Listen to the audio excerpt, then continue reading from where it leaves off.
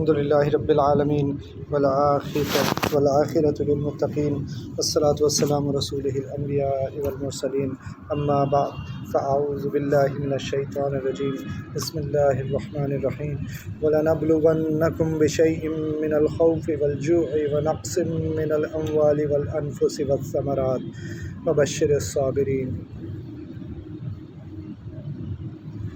ترجمہ: اور دیکھو ہم تمہارا امتحان کریں گے کسی قدر خوف سے اور فاقے سے اور مال اور جان اور پھلوں کی کمی سے، اور آپ ایسے صابرین کو بشارت سنا دیجیے۔ دوسری جگہ اللہ سبحانہ وتعالیٰ قرآن شریف میں فرماتے ہیں الذین آمنوا وتطمئن قلوبهم بذکر اللہ الا بذکر اللہ تطمئن القلوب۔ ترجمہ: یعنی جو لوگ ایمان لاتے اور جن کے دل اللہ سے آرام پاتے ہیں ان کو اور سن رکھو کہ اللہ کی یاد سے دل سکون پاتے ہیں۔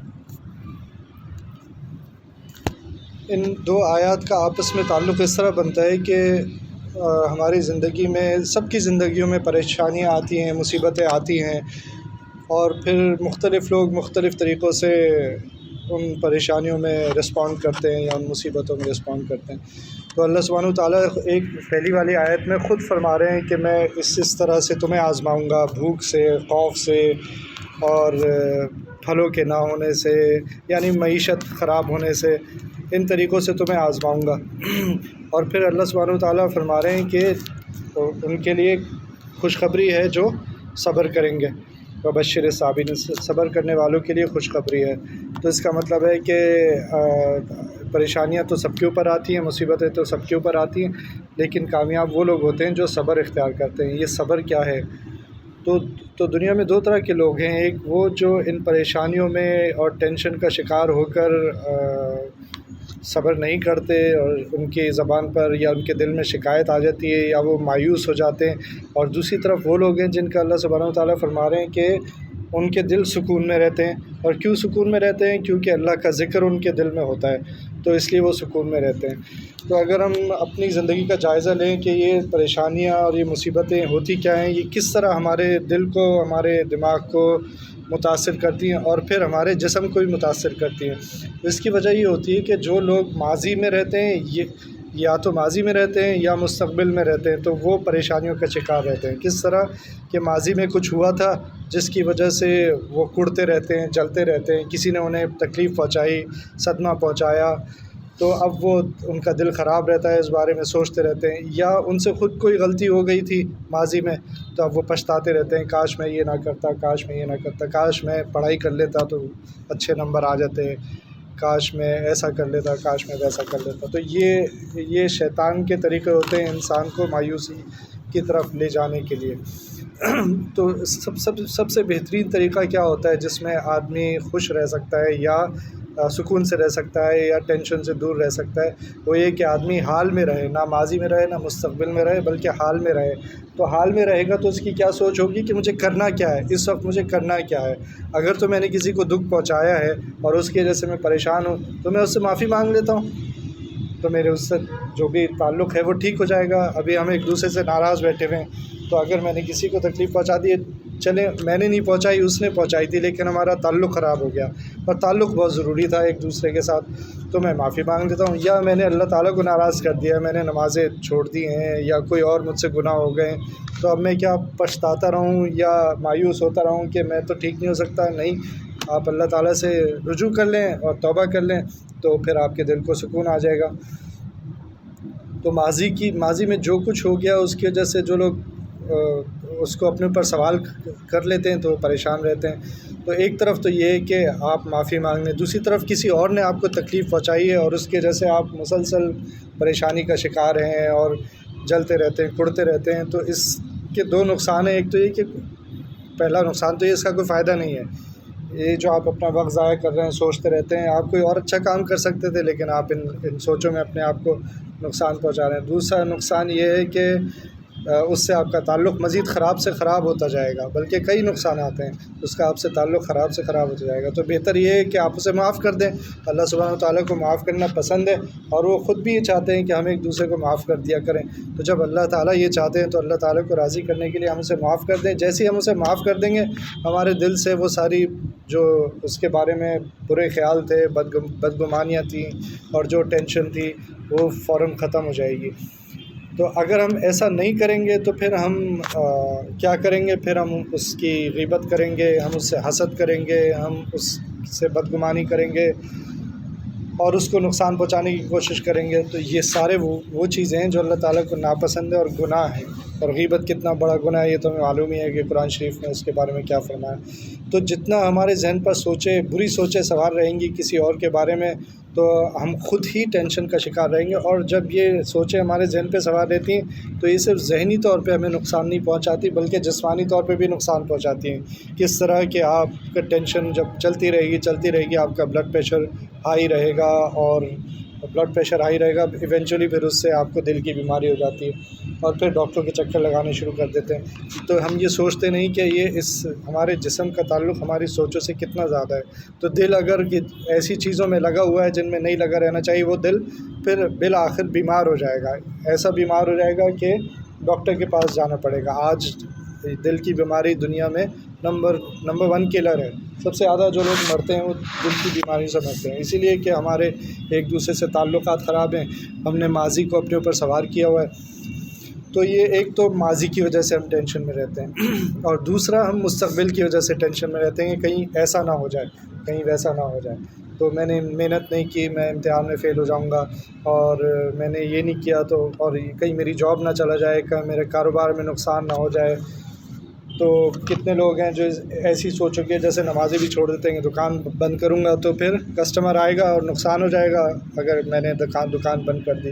حالانکہ ہم سب زبان سے ہی کہتے ہیں کہ رزق تو اللہ دیتے ہیں۔ تو ہم نے یہ سمجھ لیا، ایک کمپنی تھی، اس کی جو یہ سیلری سلپ ہوتی تھی، یعنی تنخواہ کا جو ہوتا ہے نا، جس میں تنخواہ لکھی ہوتی ہے، وہ اس پر لکھتے تھے your customer pays your salary, یعنی آپ کا گاہک جو ہے وہ آپ کی تنخواہ دیتا ہے۔ تو اب یہ ایمان اس حد تک چلا گیا، اور مسلمان ہی تھے جنہوں نے یہ لکھا تھا اپنی پے سلپ کے اوپر، ایمان اس حد تک چلا گیا کہ ہم نے یہ سمجھ لیا کہ ہمارا گاہک جو ہے وہ ہمارا رزق دیتا ہے، ہمیں نہ کہ اللہ سبحانہ وتعالیٰ دیتے ہیں۔ تو یہ جو مستقبل کے خوف ہوتے ہیں، کہیں ایسا نہ ہو جائے، کہیں میرا بچہ بیمار ہے، کہیں پتہ نہیں ٹھیک ہوگا نہیں ہوگا، یا میں بیمار ہوں اب پتہ نہیں کیا ہوگا۔ اور اگر ہم یاد کریں تو اللہ تعالیٰ نے ہمیں ہمیشہ مشکلوں سے نکالا ہی ہوتا ہے، کوئی نہ کوئی طریقے سے ہمیں مشکل سے نکال دیتے ہیں۔ اس وقت ہمیں یہ لگتا ہے کہ اب کیا ہوگا، اب کیسے نکلیں گے، اب کیسے بچیں گے اس سے۔ لیکن دن میں ایک سے زیادہ دفعہ کوئی نہ کوئی چھوٹا بڑا مسئلہ آتا ہے، اور وہ پھر اللہ تعالیٰ اس کو اس میں سے ہمیں نکال بھی دیتے۔ لیکن جب ہمارے پاس دوبارہ کوئی مشکل آ جاتی ہے تو پھر ہم پریشان ہو جاتے ہیں کہ اب کیا ہوگا۔ تو یہ دونوں چیزیں جو ہیں ہمیں ٹینشن دیتی ہیں، اور ٹینشن کی وجہ سے ہماری صحت خراب ہوتی ہے۔ تو اگر ہم حال میں ہوں گے تو ہم کیا کریں گے؟ اگر ہم ماضی اور مستقبل سے نکل کر حال میں آ جائیں گے تو ہم کیا کریں گے کہ اگر میں نے امتحان کی تیاری نہیں کی ہے، چاہے وہ دنیا کا کوئی امتحان تھا، چاہے وہ آخرت کا کوئی امتحان تھا، تو آج سے مجھے کیا کرنا ہے؟ آج سے میں پھر توبہ کروں، یا یہ اپنی کتابیں کھولوں اور پڑھنا شروع کر دوں؟ جو وقت بچ گیا اس کو تو صحیح طریقے سے استعمال کروں۔ یہ حال میں صحیح طریقے سے اپنے آپ کو سنبھالنے کو کہتے ہیں۔ اب یہ ہے کہ اسٹریس تو اچھا بھی ہوتا ہے اور برا بھی ہوتا ہے۔ تو ایک جو اچھا اسٹریس ہوتا ہے، اچھی ٹینشن ہوتی ہے، اس کو انگریزی میں یو اسٹریس کہتے ہیں، اور جو نیگیٹو ٹینشن ہوتی ہے اس کو ڈسٹریس کہتے ہیں۔ تو جو اسٹریس ہمارے لیے نقصان دہ ہے وہ تو نیگیٹو اسٹریس ہے، یعنی جس کو ہم ذہن پر حاوی کر لیں اور کریں کچھ نہیں۔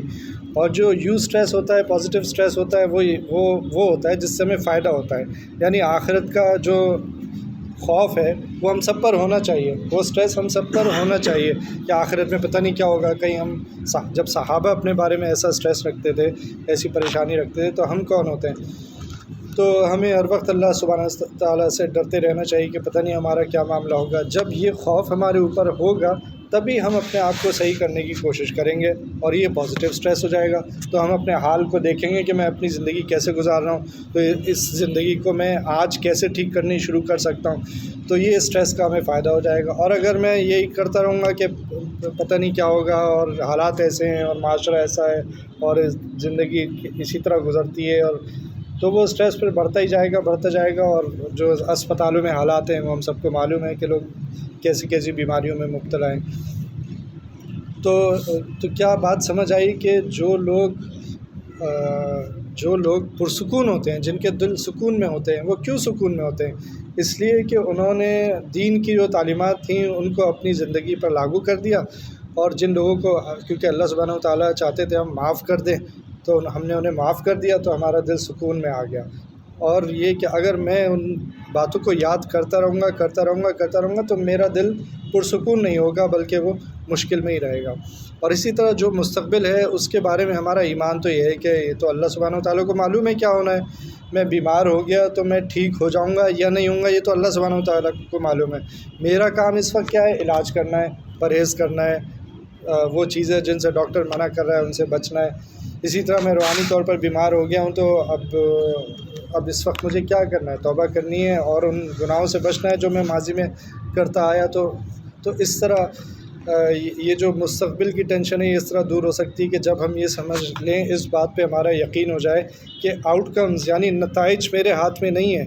آگے کیا ہوگا وہ میرے ہاتھ میں نہیں ہے. میں امتحان میں پاس ہوں گا یا فیل ہوں گا یہ میرے ہاتھ میں نہیں ہے. میرے ہاتھ میں محنت کرنا ہے.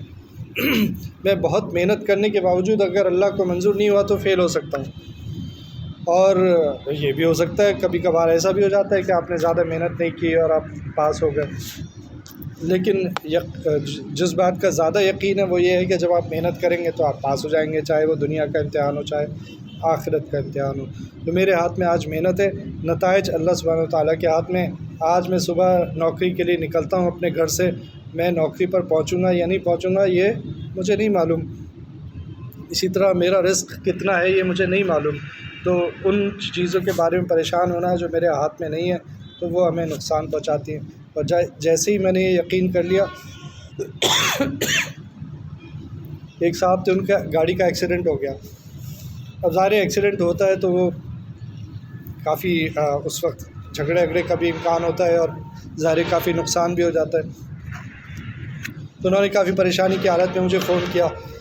تو میں نے انہیں بتایا، سب سے پہلے میں نے ان سے یہ کہا کہ بھائی آپ اس بات کو سمجھ لیں کہ ایکسیڈنٹ تو ہونا تھا، تو اب یہ ہو گیا ہے، اب آپ اس کو بدل نہیں سکتے.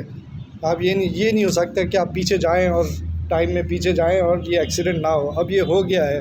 اللہ تعالیٰ نے اس میں کیا رکھی ہوئی حکمت آپ کے لیے، کیا خیر رکھی ہوئی آپ کے لیے، آپ کو نہیں پتہ.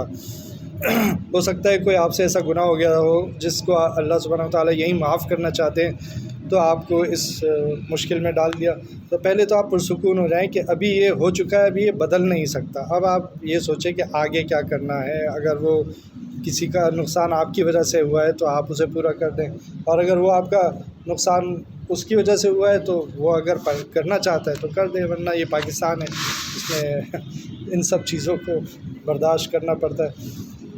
تو جب ہم یہ سوچ لیں گے کہ یہ جو کچھ ہو رہا ہے، چاہے مجھے خیر نظر آ رہی ہے چاہے مجھے شر نظر آ رہا ہے، لیکن یہ ہو اللہ سبحانہ و تعالیٰ کی مرضی سے رہا ہے. ایک دفعہ میں ایئرپورٹ جا رہا تھا، کراچی سے باہر کہیں سفر تھا، اور جگہ جگہ مجھے مشکل پیش آ رہی تھی اور ڈیلے یعنی دیر ہوتی جا رہی تھی، وقت پہ پہنچنا مشکل ہو گیا تھا ایئرپورٹ، اور فلائٹ جو تھی وہ مس ہونے کے چانسز تھے. بہرحال اللہ تعالیٰ نے وقت پہ پہنچا دیا، لیکن پھر پتہ چلا فلائٹ بھی ڈیلے ہو گئی. یعنی سب کچھ ہی ڈیلے ہوتا رہا، سب کچھ میں تاخیر ہوتی رہی. تو میں ایک بزرگ تھے ان کے ساتھ سفر کر رہا تھا، تو انہوں نے کہا عربی کا ایک مقولہ ہے کہ تاخیر میں خیر ہے. تاخیر میں خیر ہے، یہ دونوں ملتے جلتے الفاظ ہیں، تاخیر اور خیر.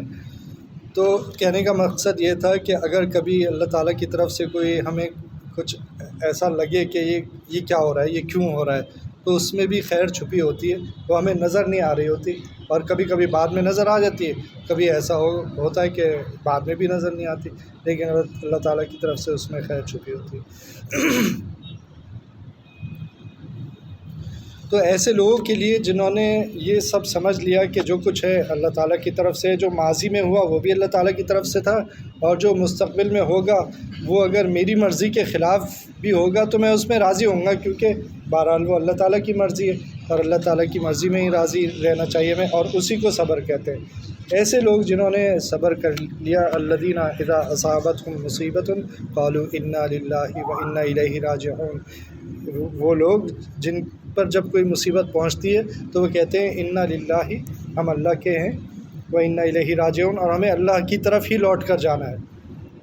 تو ان کے لیے اللہ تعالیٰ نے اس سے پہلے فرما دیا بشر الصابرین، کہ ان کو خوشخبری سنا دیجیے۔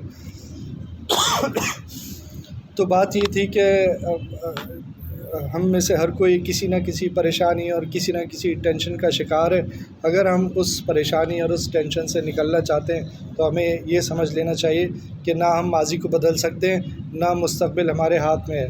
جو چیز ہمارے ہاتھ میں ہے وہ حال ہے، حال میں مجھے کیا کرنا ہے، اس وقت مجھے کیا کرنا ہے، وہ ہمیں دیکھنا چاہیے۔ تو اگر کوئی مصیبت میں آ گیا، اس مصیبت سے نکلنے کا کیا طریقہ ہوگا، سب سے پہلے کام کرنے کا کیا ہوگا؟